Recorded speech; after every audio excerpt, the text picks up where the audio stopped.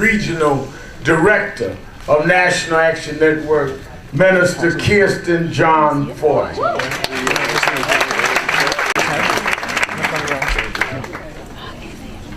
Thank you, Reverend Sharpton, for your leadership in convening us all here today. Thank you all for being here today. You are in the action, and you need to give yourselves a round of applause.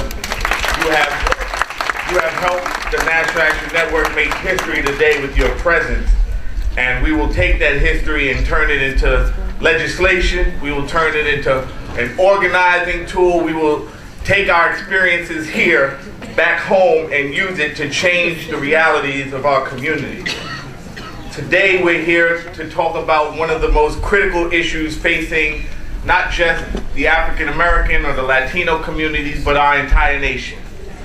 The United States of America is the most armed nation on the planet. And that's not just the military, that's the civilian population. All right now. Conservative estimates put us at 200 million weapons, guns in this country. That's a conservative estimate. Some people think it's more like double that, 400 million. But whether it's 400 million or 200 million, the inevitability is the same. There will be more and more bloodshed as a result of our country's obsession with guns. So we have to not just change policy, but we have to change the soul of America. We've got to move it away from our violent, bloody past into a more peaceful, prosperous future. And we are going to use this forum today to discuss ideas, not just the problem, but what we can do to solve the problem. What can we do to apply ourselves and our intellect to saving the lives of our children and our communities? We are joined today by a very distinguished panel of experts, people who are on the front lines of fighting gun violence in this country every day. Some of them were brought to the movement through their own personal tragedy. Some of them were brought to the movement by witnessing what was happening in their communities. But nevertheless, we are all here today, and we should be congratulated for it. I would like to acknowledge our panelists, some of whom are not here, but those who are. Starting to my immediate left, I would like to introduce Sister Aisha Sekou.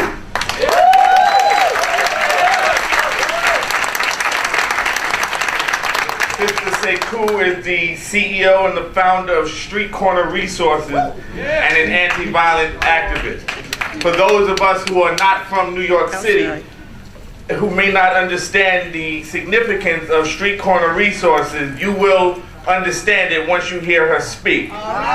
She is a powerful voice and a powerful leader on the front lines dealing with gun violence, but not just from the vantage point of being victimized, but how do we transform the lives of people so that they never make that critical error, that critical decision to take a life. And so we are glad to have Sister Sekou with us. We have also with us, I'm sorry, I can't see you, Juan Altamari. I'll get it. Thank you. You all did it better than I could. He is the campaign manager for the Brady campaign. The Brady campaign, that's right. The Brady campaign came about because of an assassination attempt on our president, Ronald Reagan. Brady was the press secretary for then President Reagan, who was struck by the gunman's bullet in his head and he survived and committed his life to transforming this country and transforming the dialogue about guns and its impact on our society. And ever since, the Brady campaign has been on the front line, organizing and fighting back legislatively, fighting back in the street, fighting back for the hearts and minds of America so that we can transform ourselves and move beyond where we currently are as a violent society. To my far left is someone who is no stranger to the gun violence and the anti-gun violence community here in New York City. He is the president of the Brooklyn East chapter of the National Action Network, Mr. Tony Herbert.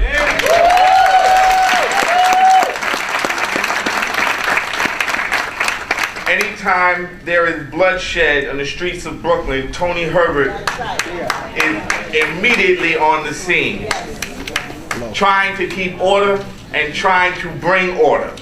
You know, part of what we have to deal with internally as a community is this whole concept that we don't have a responsibility for cleaning our own house. We have got to move away from this whole anti-snitching nonsense to a paradigm where it's about protecting our community, protecting lives. And I'm sorry, I'm from Brooklyn. I was born and raised there, lived there all my life.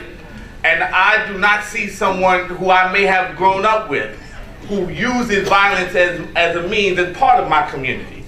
As a matter of fact, you are the threat. And as a leader, a so-called leader, it is my job to remove any and every threat to my community. And I don't care what color you are, what you look like, what your name is. If violence is the means that you employ for social change, then you are an enemy to our community.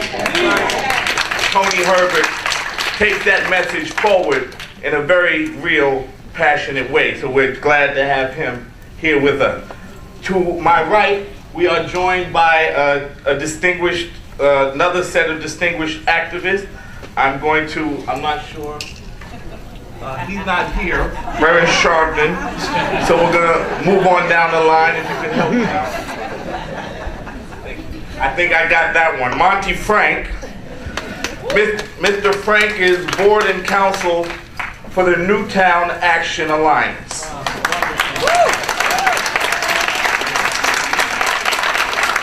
I think we need a more generous reception than that.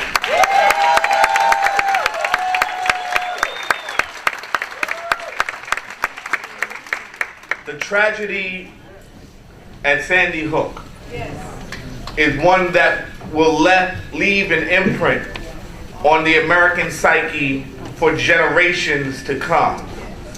It highlights what is really at stake here when we're talking about the Second Amendment, or we're talking about the future of our country. When guns are readily available to criminals and to those who are mentally ill, and they're readily available to people who do not have good intentions, we have tragedies like Newtown. Tragedies we can never, ever afford to have happen again. And the longer we stay silent, the more at risk other children are placed.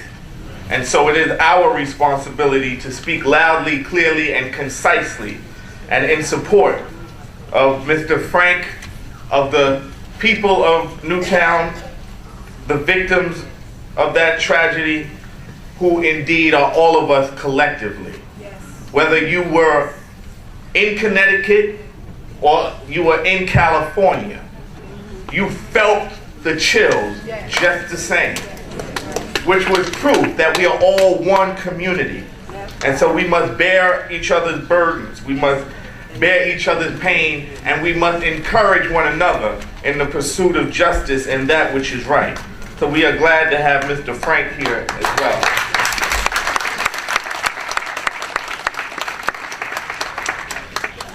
We are joined by, and I didn't know that you were a prophet, but you knew to shift your nameplate so I could see it before I asked. The mother of Hadia Pendleton, who is, that's right,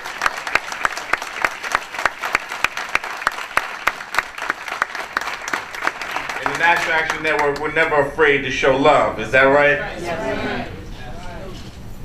This young lady, who for all intent and purposes remains a national treasure, was taken from us again all too soon. And not just from her school, her immediate community in Chicago. She was taken from all of us.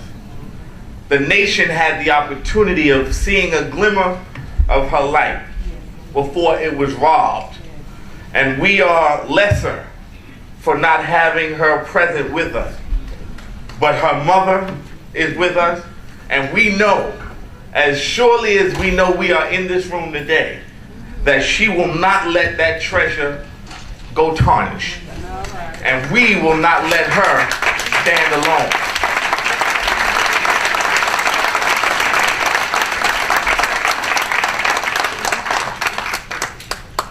Colin just copycatted and moved his placard, and I appreciate that. He is the senior policy advocate for the Mayors Against Illegal Guns.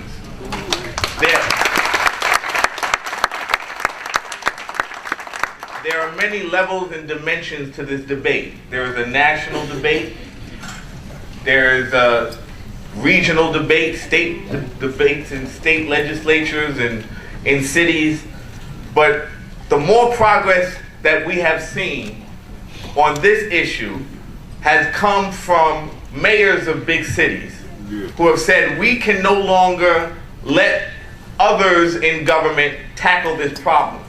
We're on the front line, we're burying our children, we're burying our first responders, our police officers. We're the ones that have to bear the brunt of gun violence on a day-to-day basis.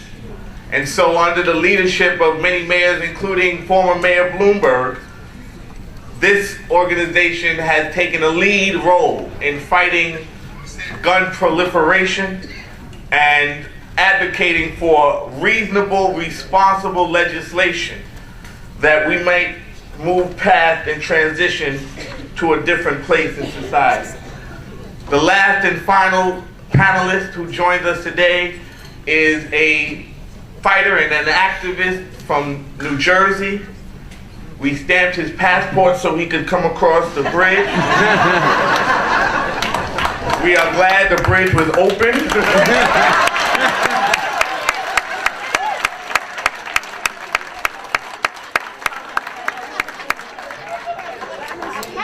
Sometimes bridges get a little clogged coming from Jersey.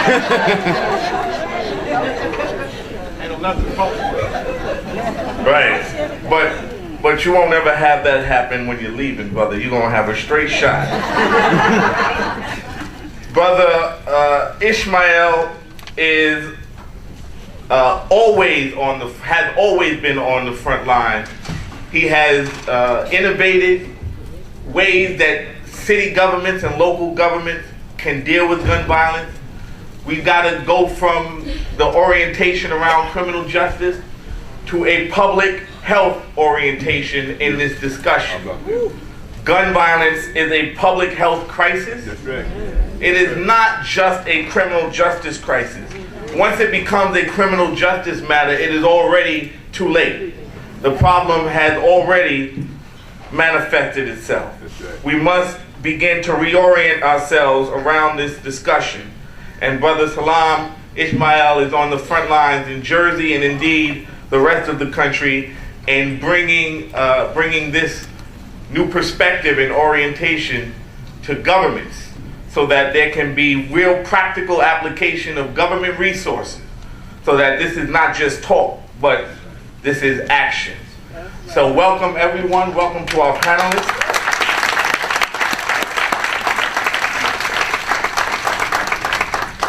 I will ask each panelist to make a presentation, a brief presentation, and then we will go down the line, have a discussion, so that we can come away from this with some resolve and some insight, and maybe some new ideas that we can take back home, that we may plan to see. I will start with Sister Sekou, which is both good and bad for the rest of the panelists. You all don't know how much I just set you up, but it's good because we need to energize this conversation early on and keep it at an energized level.